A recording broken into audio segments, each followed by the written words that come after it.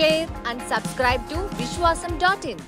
ఇంకా ఏం మొదలు పెట్టకముందే ఇది జరుగుతోంది, అది జరుగుతోంది, అవినీతి, అక్రమాలు, గూండాయిజం, హత్యలు, మానభంగాలు, ఇంకా ప్రపంచంలో ఉండే చెడు అంతా ఇక్కడ ఉందన్నట్టు చంద్రబాబు నాయుడు ఆయన పార్టీ ఏదైతే మొదలుపెట్టి చేశారో, మధ్యలో కరోనా 2 ఏళ్ళు వచ్చింది, అవన్నీ కూడా కలుపుకొని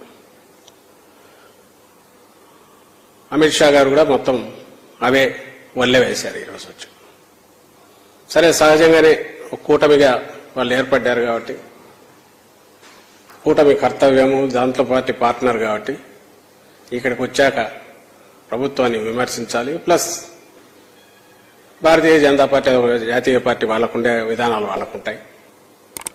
మా పాలనలో కానీ జగన్మోహన్ రెడ్డి గారి ప్రభుత్వం పనితీరుకు సంబంధించి వాళ్ళు అనుకుంటున్న అవకతవకలు ఏదైనా ఉంటే ఎత్తి చెప్పడంలో తప్పు లేదు.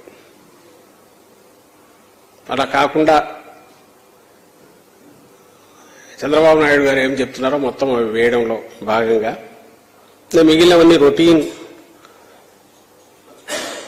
మామూలు రొడ్డకొట్టుడు వరుసగా చెప్పే వాటి గురించి మాట్లాడట్లా. కానీ అవినీతి గురించి మాట్లాడినారు. జగన్మోహన్ రెడ్డి గారి ప్రభుత్వం వచ్చినప్పటి నుంచి అవినీతిలో కూరుకుపోయిందని, దానికి సంబంధించి మేము దీన్ని కూల్చేస్తాం కూటమి వచ్చని రాష్ట్ర ప్రభుత్వం ఈ 5 ఏళ్లలో 2 ఏళ్లు కరోనా టైం తీసేస్తే, సంక్షోభం టైం ఎప్పుడైతే యాక్టివిటీ ఎంత నిల్లుందో, ఏదైనా యాక్టివిటీ అంటూ ఉంటే ప్రభుత్వం దానిని కరోనా మహమ్మారిని ఎదుర్కోవడానికి చేపట్టిన చర్యల మీద అయ్యే ఖర్చులు కానీ, ఆ టైంలో కూడా సంక్షేమ కార్యక్రమాలు వదలకుండా పూర్తిగా ఏ ప్రామిస్ చేశామో దాని ప్రకారం జరపడం ద్వారా కానీ ఈ యాక్టివిటీ తప్ప, ఆ ప్రాసెస్లో దేశంలోనే ఒక రోల్ మోడల్గా తయారైన స్టేట్ మంది. మిగిలిన వాళ్ళు కూడా ఎస్ ఇక్కడ కరెక్ట్గా ప్రభుత్వం ఏం చేయాలనో అవన్నీ చేస్తున్నారు, వైద్యపరంగా అలాగే ఆదుకోవడం పరంగా, అలాగే అది విస్తరించకుండా ఎక్కడికెక్కడ కట్టడి చేయడంలో కానీ ఈవెంట్లో అన్నింటిలో రోల్ మోడల్గా ఉందని కూడా అందరూ గుర్తించారు. ఈ కరోనా టైంలో కూడా యాక్టివ్గా ఉన్న ప్రభుత్వం ఏదైనా ఉంటే ఆంధ్రప్రదేశ్ ప్రభుత్వం ఒకటే, మన రాష్ట్రం ఒకటే. ఇక్కడ ఈ ఎవరు డిస్ప్యూట్ చేయండి ఒక్క డీబీటీ ద్వారానే 2,70,000 కోట్లు మనం ఈ 4 ఏళ్ల 8 నెలల్లో 10 నెలల్లో పూర్తిగా కిందికి నేరుగా మహిళల అకౌంట్లలోకి, బెనిఫిషరీస్ లబ్ధిదారులైన కుటుంబాలకు సంబంధించి మహిళల అకౌంట్లలో చేర్చాం.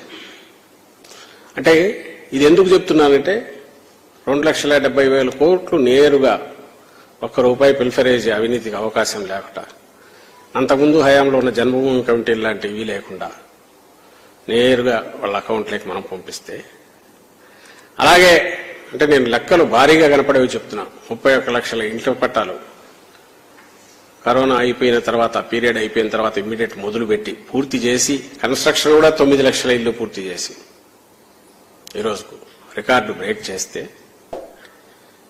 ఇంకా అలాగే నాడు నేడు కింద అటు పాఠశాలలు కానీ ఇటు ఆసుపత్రులు కానీ అది ఒక 17,000 కోట్లు, ఇది ఒక 17,000 కోట్లు. అంటే ప్రతిదానికి లెక్కలు ఉన్నాయి, ప్రతిదీ లెక్కలు ఉన్నాయి. ఎవరు డిస్ప్యూట్ చేయడానికి వీల్లేని లెక్కలు ఉన్నాయి. ఇవన్నీ సెంట్రల్ గవర్నమెంట్ సహా అందరు గుర్తించినవి. వీవన్నిటికీ ఆధారాలు ఎక్కడున్నాయంటే, ఆ తర్వాత మనం కన్స్ట్రక్ట్ పూర్తి చేసే అసెట్స్ క్రియేషన్, రైతు భరోసా కేంద్రాలు అయితేమి, సెక్రటేరియట్స్ అయితేమి, విలేజ్ క్లినిక్స్ అయితేమి, నాడు నేడు కింద ఇంతకుముందు అన్నట్టు రూపురేఖలు మార్చడం అయితేనేమి, ఇవన్నీ అన్డిస్ప్యూట్, నోబడీ కెన్ డిస్ప్యూట్ దిస్. ఇవి ఆంధ్రప్రదేశ్లో పోతే కనపడుతున్నాయి. డీబీటీ అనేది నోబడీ కెన్ డిస్ప్యూట్ ఇట్. ఏ బ్యాంకులు లెక్కలు తీసుకున్నాయి, ఎందుకంటే బ్యాంకులన్నీ వాళ్ళ కంట్రోల్లోనే ఉంటాయి, రిజర్వ్ బ్యాంక్ దగ్గర ఉంటాయి, సెంట్రల్ గవర్నమెంట్ తెచ్చుకోవచ్చు. పొలిటికల్ గా విమర్శించాలంటే దట్స్ ఎ డిఫరెంట్ ఇష్యూ. కానీ బట్ ప్రౌడ్గా మేము చెప్పగలిగేది, జగన్మోహన్ రెడ్డి గారి ప్రభుత్వంలో ట్రాన్స్పరెంట్ గా, శాచ్యురేషన్ బేసిస్ మీద కరప్షన్కి అవకాశం లేకుండా, పిల్ఫరేజ్ స్కోప్ లేకుండా, దళారుల ప్రమేయం లేకుండా ఇచ్చుకుంటూ పోయిన బెనిఫిట్స్ కానీ, అలాగే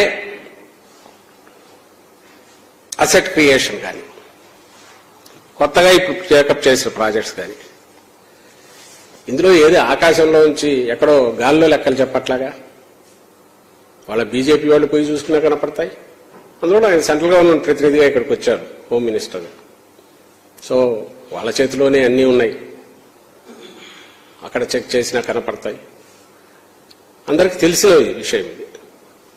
దాంట్లో ఆయన అవినీతిని అన్నాడు క్యాజువల్గా. ఎందుకు చెప్తున్నామంటే ఓ పొలిటికల్ లీడర్గా ఎలక్షన్లు వస్తున్నాయి కాబట్టి మాట్లాడాలి కాబట్టి మాట్లాడితే దట్స్ డిఫరెంట్ ఇష్యూ అని, బట్ అది అవాస్తవం అని చెప్పడం మా బాధ్యత. కాబట్టి ఏదో రాజకీయ విమర్శ కోసం చేశారా అంటే చేసిపోతే పోయారు, కానీ ఇది వాస్తవం అని చెప్పడం మా బాధ్యత. కాబట్టి అవినీతి ఏదైనా జరిగింది అంటే అంతవరకు జరిగింది. 14-19 మధ్య జరిగింది. అందులో బీజేపీ కూడా పార్ట్నర్, దాంట్లో భారతీయ జనతా పార్టీ పార్ట్నర్.